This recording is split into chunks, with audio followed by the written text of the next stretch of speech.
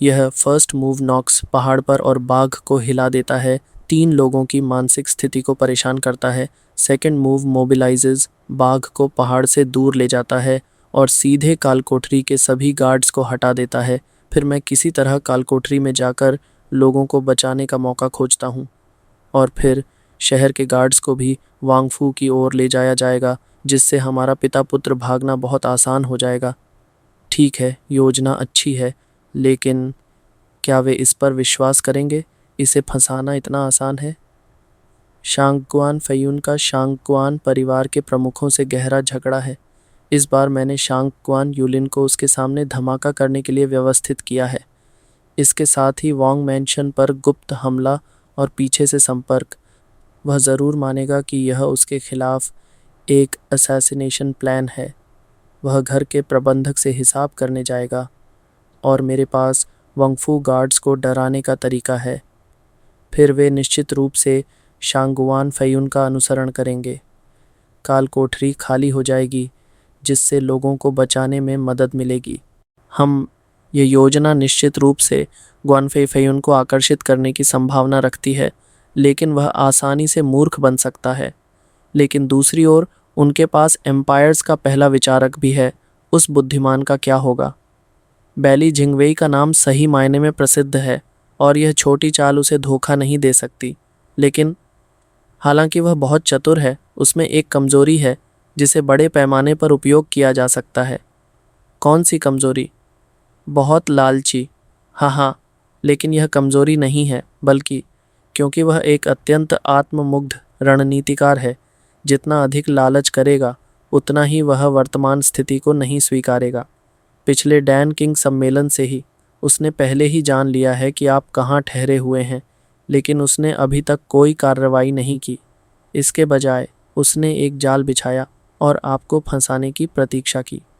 यह व्यक्ति एक लंबी योजना में विश्वास करता है, इसलिए भले ही वह कुछ समझ जाए, वह कोई हलचल नहीं करेगा, बल्कि बड़ी मछली को पकड़ने के लिए योजना बनाएगा।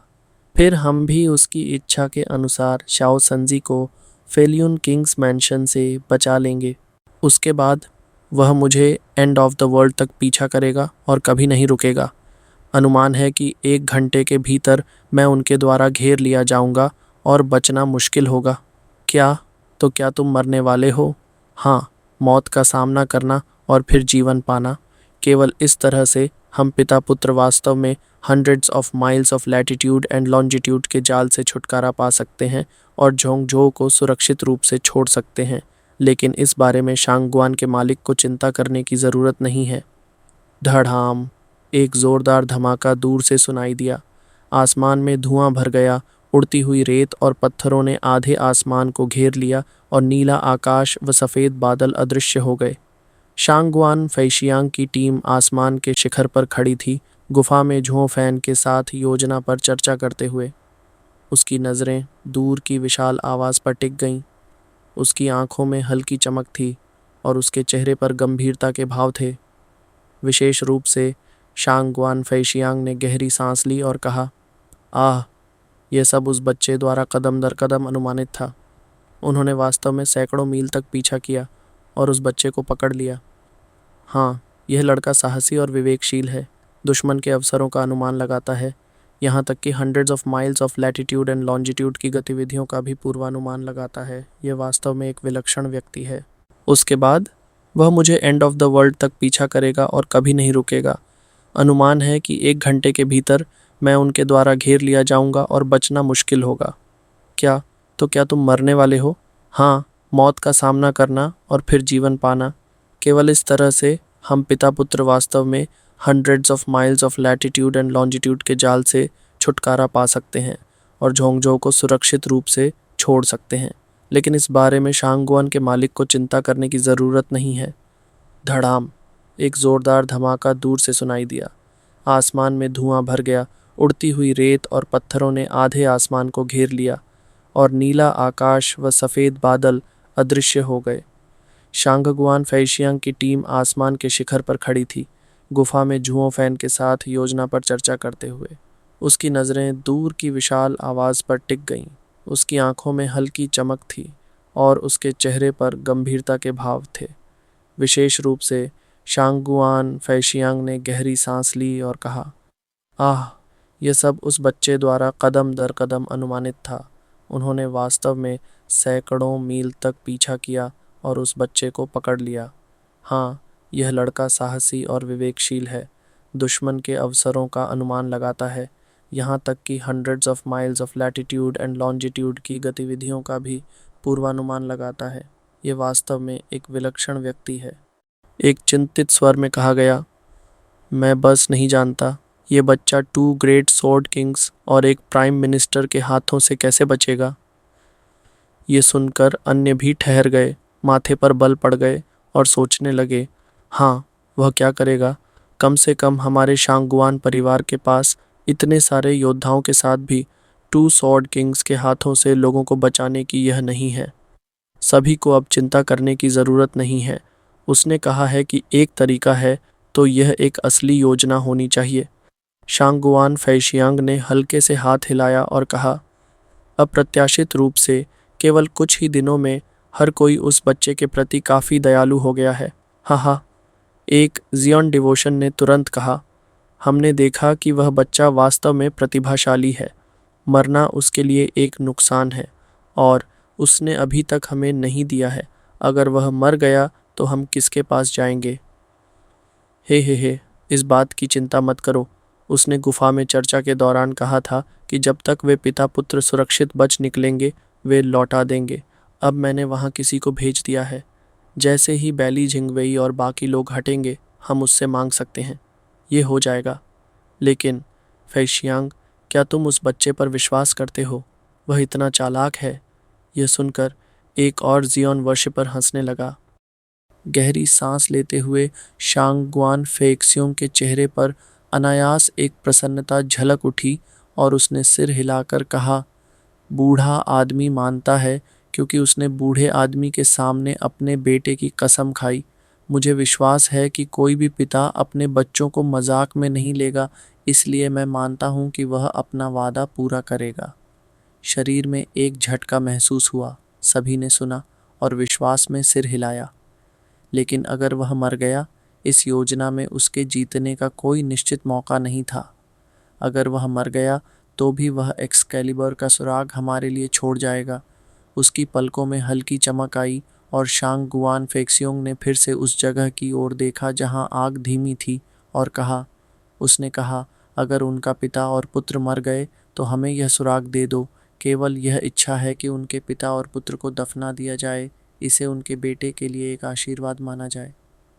मालिक को गहराई से घूरते हुए सभी ने थोड़ी देर विचार किया और ची ने चुपचाप सिर हिलाया और कुछ नहीं कहा।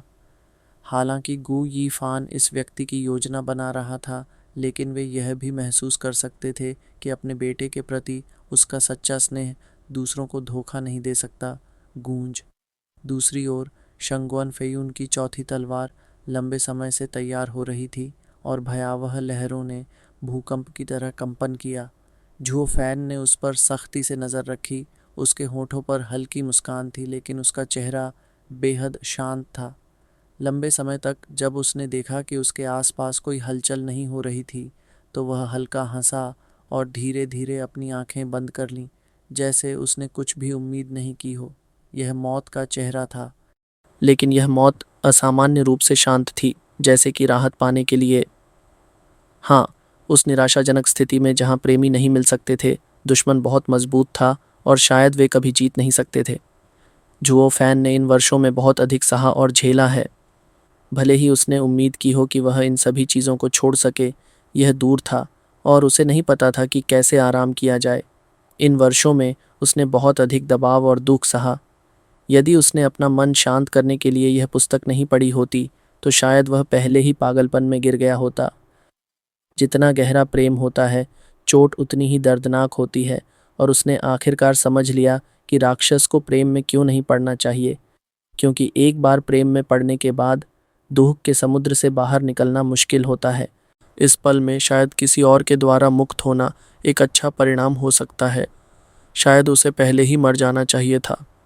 होठों के कोने थोड़े उदासीनता से मुड़े हुए, जुओ फैन पहले ही जीवन और मृत्यु को नकार चुका था, यह निश्चित नहीं था। गूंज।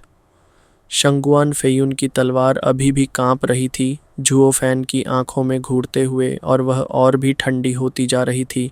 अंततः आंखों में मजबूत हत्या के इरादे अंततः जारी हुए और एक वार में प्रबल तलवार झुओ फैन पर तेजी से गिर गई, और झुओ फैन ने भी महसूस किया कि पृथ्वी की शक्ति अचानक गिर गई और उसके होठों पर एक अनजानी मुस्कान आ गई। ढप।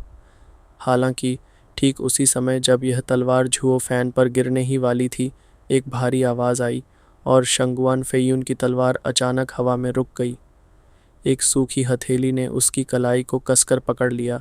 आँख की पुतलियाँ हल्की सी कांप उठीं। शांगुआन फेयुन ने अपनी कलाई की ओर देखा, लेकिन उसकी आंखों में एक परिचित आकृति दिखाई दी। वह ठंडे स्वर में मुस्कुराते हुए बोले, भाई डैन, इसका मतलब क्या है? बैली जिंगवई ने देखा और उलझन भरी नज़र से उनकी ओर देखा।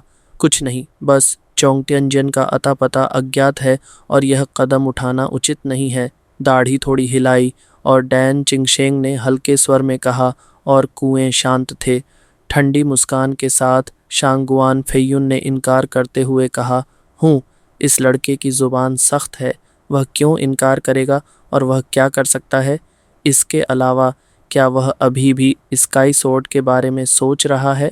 मुझे डर है कि इस पल में इस लड़के का डेंजर लेवल चोंगटियानजियन के मूल्य से कहीं अधिक है। यह लड़का मरना चाहिए। आप क्या कहते हैं, प्रधानमंत्री बैली? शांगगुआन फेयुन ने बैली जिंगवेई की ओर देखा और बैली जिंगवेई ने थोड़ी देर सोचा और हल्का सिर हिलाकर सहमति दी। चोंगटियन सोर्ड गायब है तो अधिकतम ने एक सपने का खिलौना खो दिया है, लेकिन हम के लिए खतरा पैदा करने वाली चीज़ों को दुनिया में फिर से जीवित नहीं रहने दे सकते। इसलिए इस लड़के से ब्लैक इन्फ्लेमेशन देखे जाने के बाद सच्चाई ने फैसला किया कि वह किसी भी हाल में जीवित नहीं रह सकता। यह बूढ़ा व्यक्ति स्पष्ट है, लेकिन क्या यह बेहतर नहीं होगा कि वह दोनों दुनियाओं का सबसे अच्छा अनुभव कर सके? हल्के से सिर हिलाते हुए डैन किंगशेंग ने धीरे से सिर झुकाया और फिर झुओ फैन की ओर देखा, जो शरीर में सीरियसली इंजर्ड था, और ठंडे स्वर में कहा, गु यीफान, तुमने अभी इसे सुना और today you will die without doubt. तुम स्काई सोर्ड नहीं ले जा सकते। हालांकि इस राजा ने मरने से पहले तुम्हारी एक इच्छा पूरी करने का वादा किया है। इसे तुम्हारी अंतिम इच्छा पूरी करना माना जाएगा। तुम सीजू से आए हो और झोंगजो में 1 साल से अधिक समय तक घूमे हो। तुम्हें समझना चाहिए कि यह राजा दूसरों से आसानी से वादा नहीं करता, लेकिन एक बार वादा किया तो किसी भी हालत में पूरा करता है। तुम्हारी कोई अधूरी इच्छा हो तो बताओ।